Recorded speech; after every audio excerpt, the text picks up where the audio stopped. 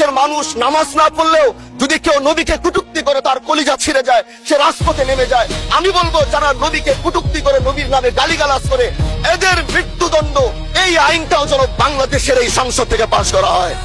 আজ দাঁড়িয়েছি, হয়তো আমার কথা অনেক লম্বা, আমি জানি না আপনি আমাকে সময় দিবেন কিনা, কিন্তু আমি বলতে চাই মাননীয় স্পিকার, আমরা যেই জায়গা থেকে দাঁড়িয়েছি, বাংলার 30 থেকে 40 লক্ষ উলামায়ে কেরাম আমাদের দিকে তাকিয়ে রয়েছে, কারণ তাদের কণ্ঠ, তাদের সে আওয়াজগুলো আমরা যেন জাতীয় সংসদ থেকে দিতে পারি।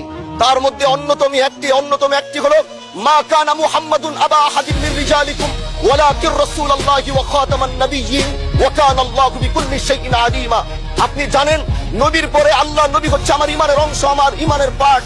তিনাকে ভালোবাসা, তিনার উপর ইমান, এটা আমার ইমানের অংশ। তিনি আমার শেষ নবী, যেটা কোরআন ঘোষণা দিয়েছে। নবীও বলেছে আনা খাতামুন নাবিয়্যিন লা নাবিয়্যা বাদি, আমি শেষ নবী, আমার পরে কোনো নবী আসবে না।